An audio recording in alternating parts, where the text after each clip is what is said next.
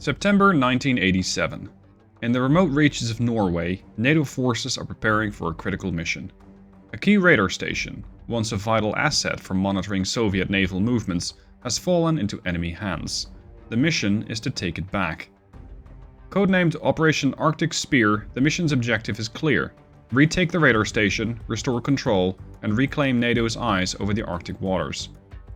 Leading this operation is the USS Tarawa, carrying Marines and air support to launch a swift and decisive assault.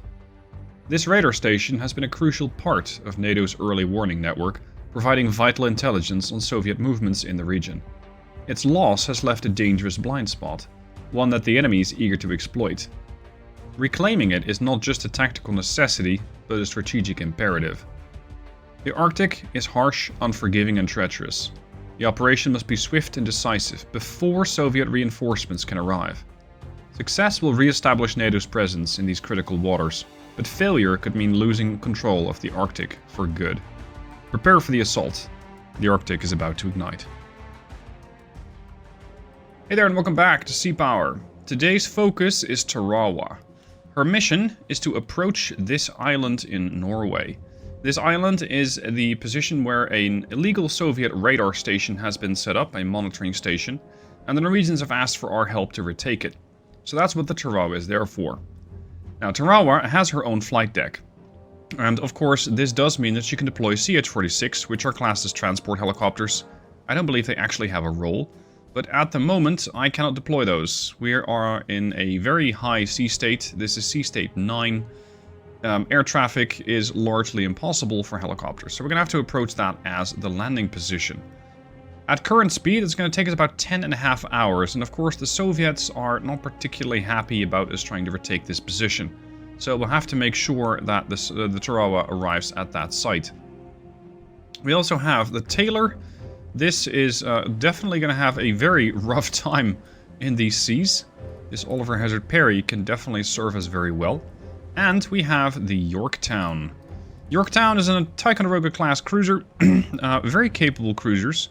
Lots of capabilities to intercept enemy missiles, as well as deploy our own anti-ship missiles.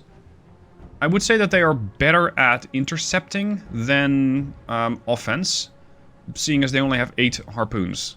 Which, depending on what exactly you're going to be facing, is, well, a bit lackluster. I mean, a Kirov would just laugh at that and shoot down all the missiles. Thankfully, we might not be facing a Kirov. We do have one more asset, and that's a Norwegian airbase over here. This airbase is relatively far away from this spot. This is about 300 miles, so anything that I want to send, we better start sending that now. I can get some top cover, I can get an EA-6B, I can get P-3C Orions, I can get the RA-5C Recons, and I can get the CH-47s. I want to launch at least one of these guys. This is the one that carries 4 harpoons, and I can also use that as an aerial observation platform. As for the rest, let's go over the couple of F-4Es. And considering what we might be up against... Let's see, we get air-to-air, and you get AIM-7 Sparrows. What can the Tarawa herself launch? What can the Tarawa bring to the table? No, the Tarawa. Here. The Tarawa has the AV-8As, which have air-to-air loadouts with Sidewinders. So that's very short range. We also have close air support. You can even use them as a ferry. And in that case, they get 2 drop tanks and the ability to fly a heck of a lot farther, I imagine. But they just get the same type of drop tanks when you give them another mission. Anyway, up until the point where those guys arrive, we'll have at least 1 air patrol of 2 of these guys up there. And I also want to make sure that we get a flight launched from here. I can only hope that those F-4Es can make it all the way there. But at the moment, they're kind of the best thing we have. So let's make sure that they get at least airborne. And then we'll see how it goes. Let's see, where's the P3? Here's the P3. Preparing for takeoff. I want you to go to 25,000 feet. And I want you to make it all the way over here. Which is going to take you an hour and 40 minutes, give or take. That does not look very healthy for your MAD sensor. Very, very quick takeoff of these guys. Are those F4s just stacking on top of each other, or what? Is that a cinematic that... No, this looks fine. I thought it was a cinematic that might need action, but it looks fine. Alright, as for the Tarawa herself, let's have a look at her, because she is preparing her Harriers for takeoff. And these Harriers are just going to provide, let's say, the earliest air-to-air capabilities that we have. As for the rest, I don't really have an aerial observation platform. You don't get an airborne early warning platform on this ship.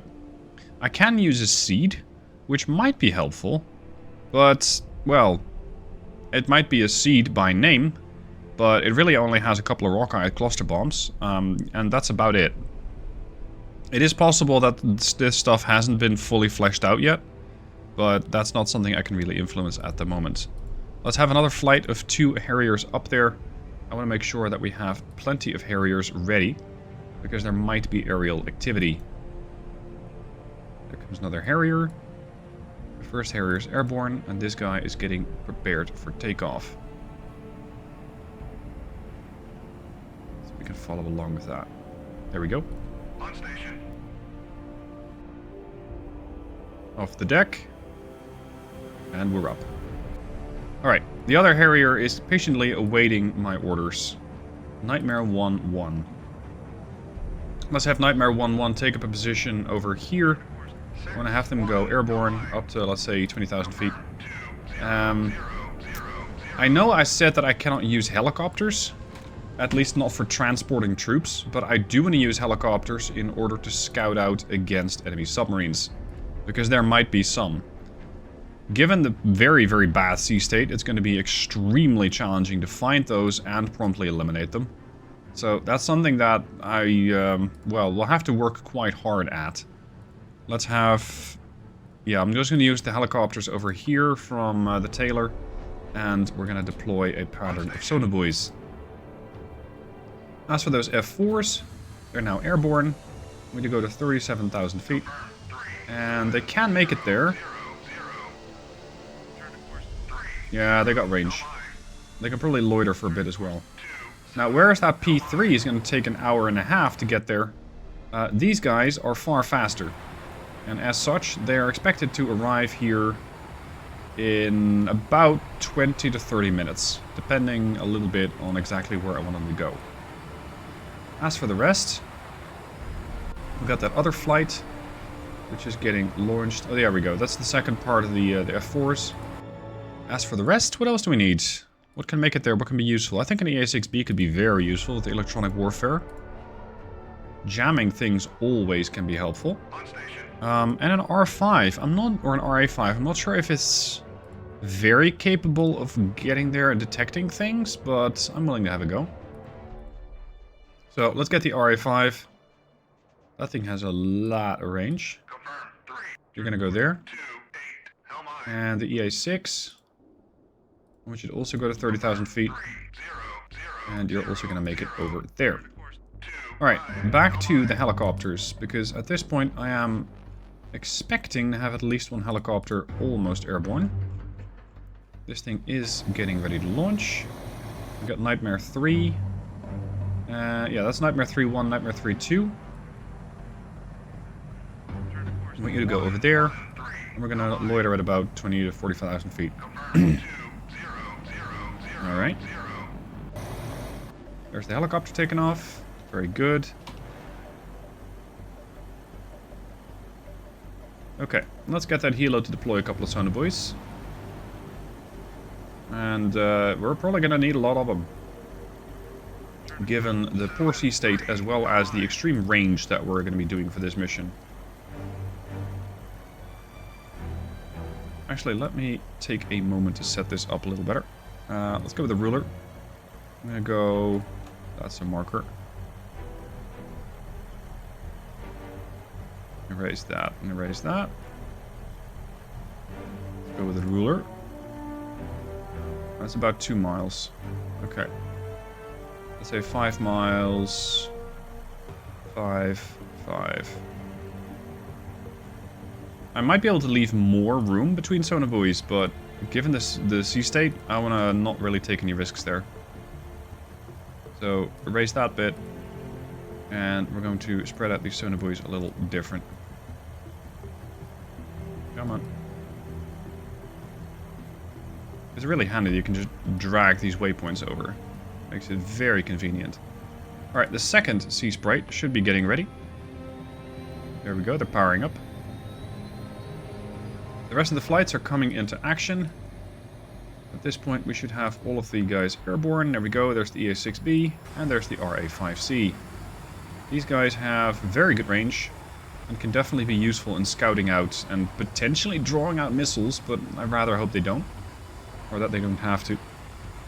And given the flight time, I also want to get the other P-3C out there.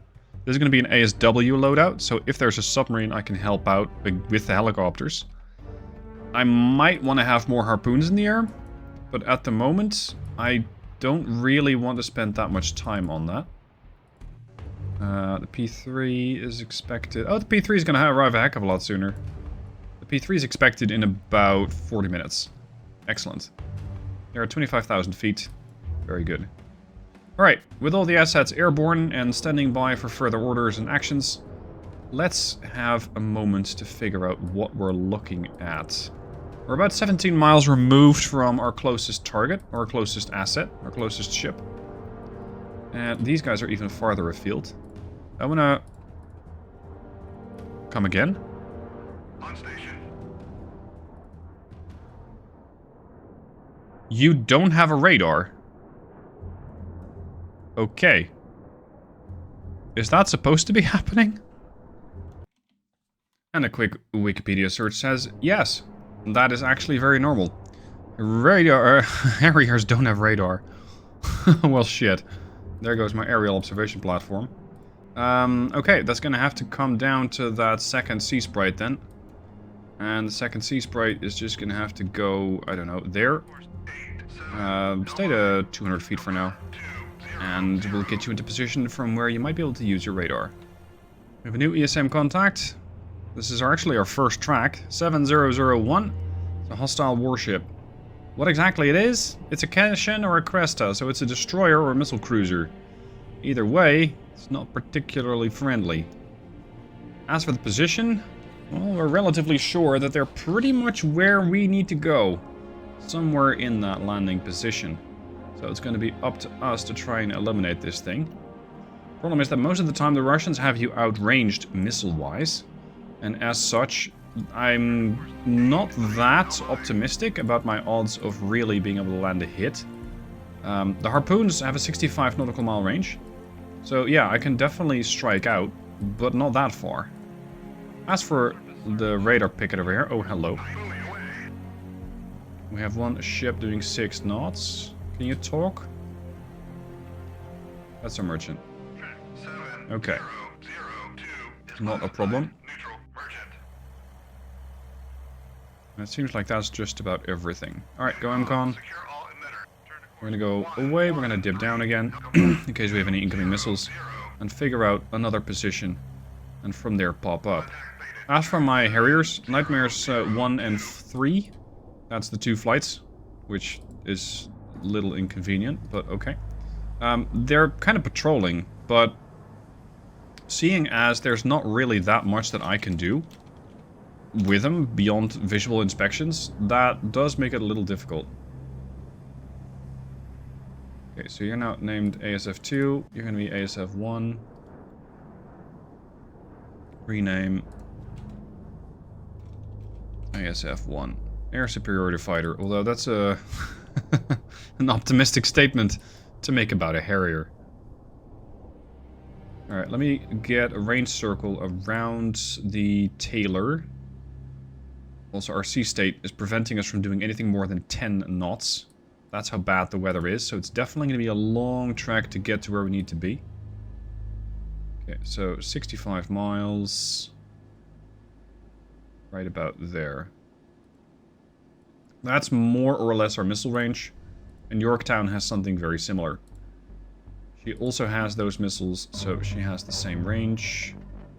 65. Okay.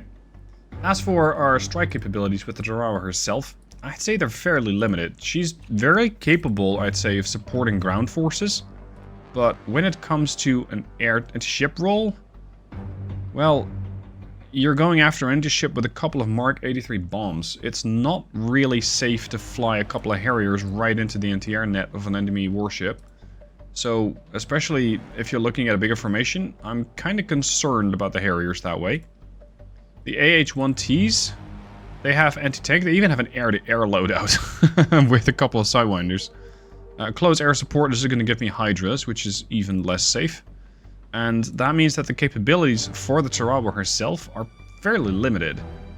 So any firepower that I have dealing with enemy warships is going to have to come off the Taylor and the Yorktown, which gives me a total of 16 harpoons, plus potentially 4 more that we have coming in on this P3. This guy has 4 AGMs. Can I equip those fighters with anti-ship? I can give him a seed, which gives me a Shrike. How much range is that going to give me? Let's say aircraft, fighter, F4E. I'm not sure if that's the right F4E. I don't think so. Can we just, like, get a regular one? There you go. The Shrikes, the AGM-45, with a range of 25 miles. I do like that. We're gonna have a seed strike against those ships. The requisite, though, requirement is that they actually have their radar active. Otherwise, there is no radiation to target. So that's going to be a bit of a demand from the Russians, if you will. Could you kindly activate your radar? Otherwise, there is not that much to shoot at. But this guy has already obliged.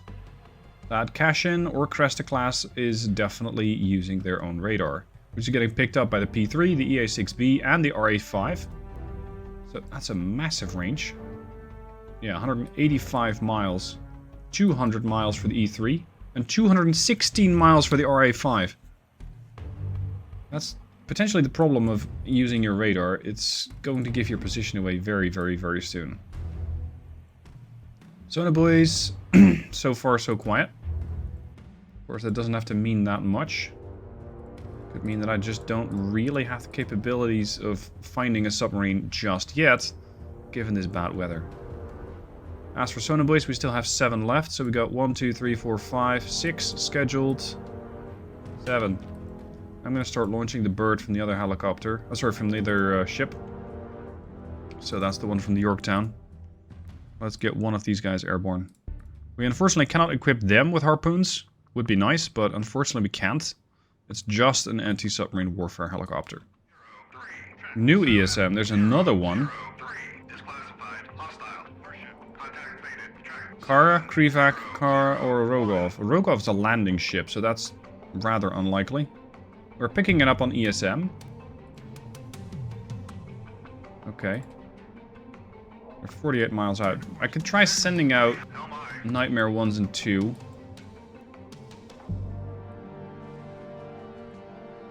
Let's say that it is a Cresta class cruiser. If that is the case, then I need to know what their capabilities are anti-air wise.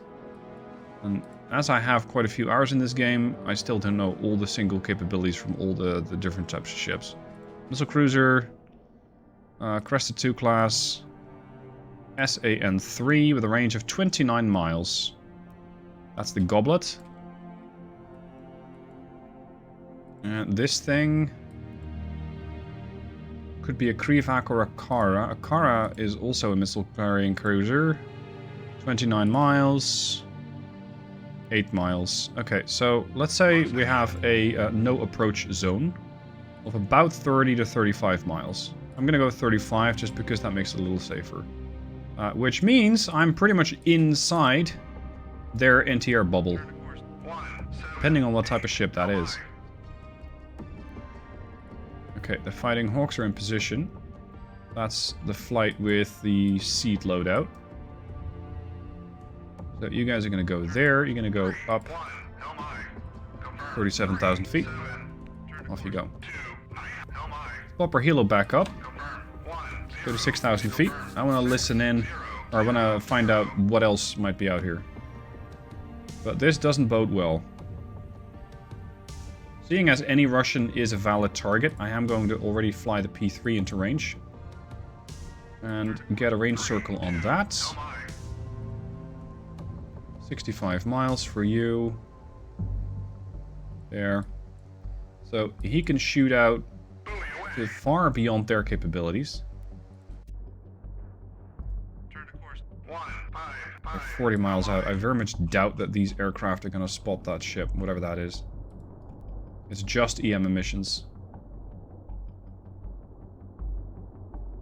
And there's no visual to reference it with. Like, a Rogov is a slow ship, relatively. A Kara is a big ship. But I don't have enough information yet. New air threat. Or at least I'm assuming it's an air threat. We have a couple of aircraft up there. We don't know what they are. But we have them on visual. There's 4 of them. And that does not strike me as a friendly flight. So I'm going to say all of these guys are hostile. And I'm going to let ASF-1 take that. ASF-2 is also going to get vectored over there. And we're going to have the F-4s also join this fight. They are at an altitude of 37,000, which is slightly below where we are at. So let's get you guys up there. Go to 40. We're doing a speed of about 300 knots. They're doing a speed of 500 knots. Intercepting those is going to be a bit tricky. I need you guys to go here. Because they're about to outrun you. Those AIM-9s have a range of 9 miles. And at this point, we're 11 miles out, and I doubt we'll catch them. Your weapon's free. Okay. We're doing 500 knots now.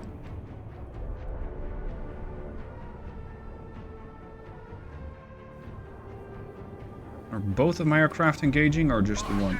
That's the answer right there. Okay, Harriers are engaging. And that's my Harriers empty.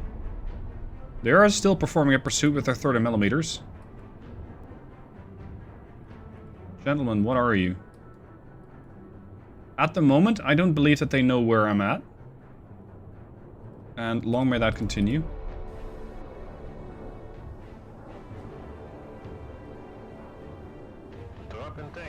Okay. So we've got 4 AIM-9Ls going for 1 target. That's not exactly an optimal use of missiles. The missiles that we have here are the AIM-7Es with a range of 16 miles, so we're almost there. Get in there. I think our missiles already ran out of energy. Unfortunate. Okay, weapons tight.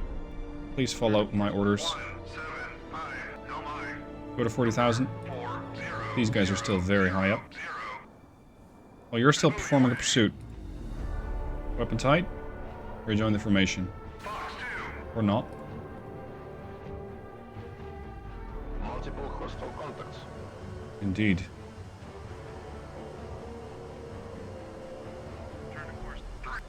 I don't want to give my position of the ships away by turning on their active radar. Not yet. That's a flight of... Tupolevs? Yeah, that was a Tu-22. Okay, so that's 1 down. What are they carrying? Some very sizable anti-ship missiles. Yeah, they want to back that ship. Makes sense. Weapons free. Come on, Harrier. Go get him. There's the F-4s. Get a missile away from the AIM-9, from the Harriers here. Why are you all engaging the same target? Weapons free. Okay, we got another one. This missile is not finding anything. ASF-2 is empty.